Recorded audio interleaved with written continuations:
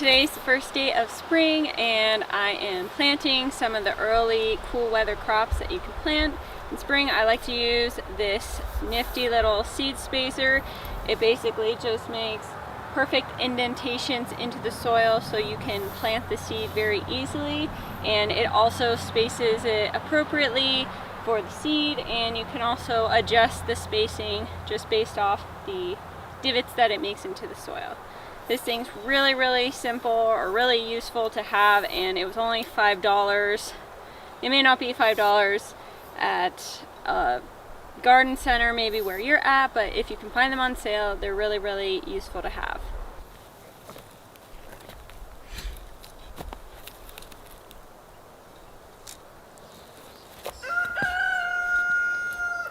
Today I'm going to be planting a whole bunch of radishes and maybe even some beets to see how well they will germinate at this time of the year. It's a little bit kind of early to be planting that, but I decided that I'm just going to give it a shot and see how it goes.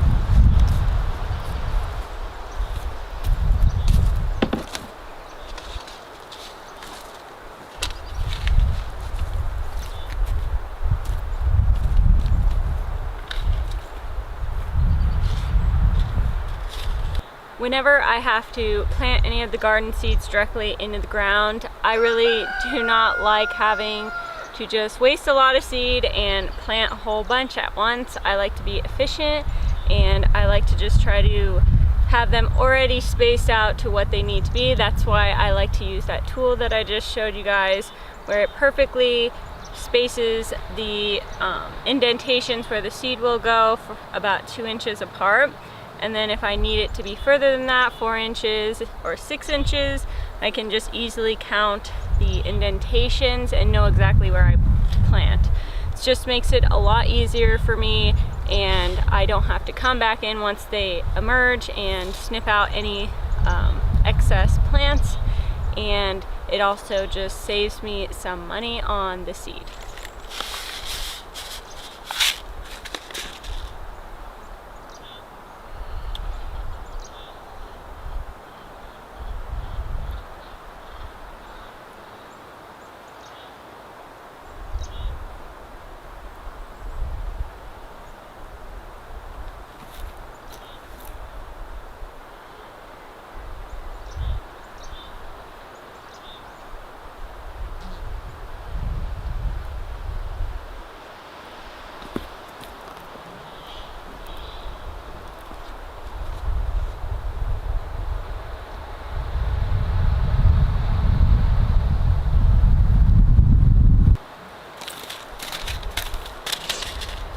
In these rows right here, I'm going to be planting beets and radishes. I already have some parsnips that I just planted.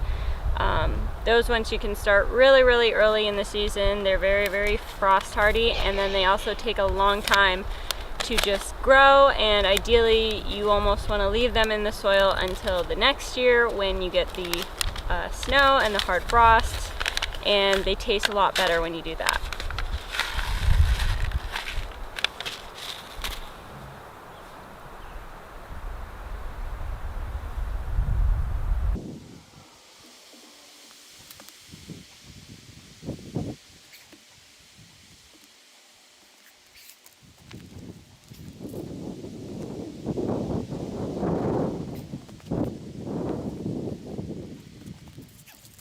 So I wanted to show you guys really quickly the garden space that has already been filled up.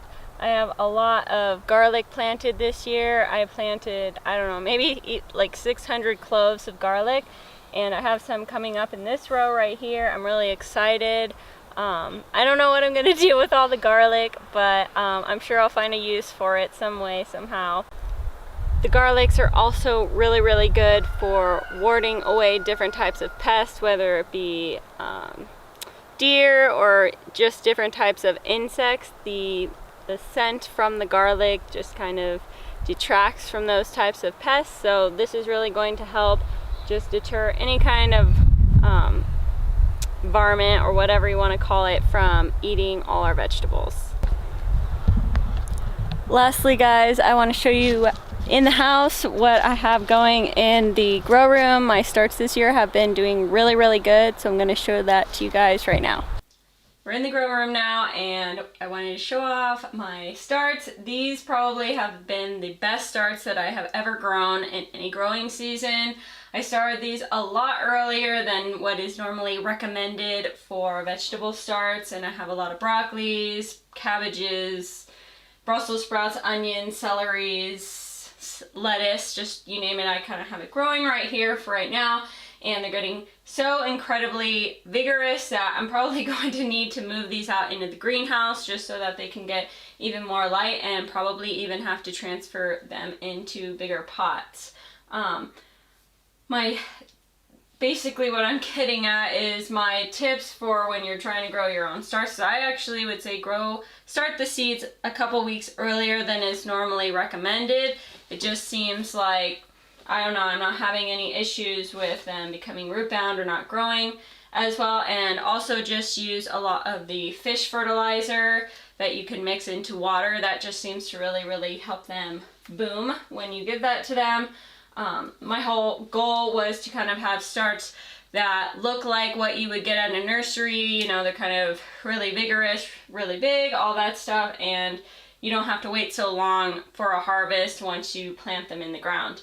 The other thing I did do, which I've mentioned so many times in other videos, is I used the soil block makers, which are just like a metal contraption that just creates perfectly square cell blocks of soil, and you can just easily plant into those blocks, and then it will, as the plant grows, it will air prune itself so the roots do not become root bound and just start kind of growing all over the place. But obviously when they do get to a certain size, such as these starts have gotten to, you do have to transplant them or put them straight up into the ground.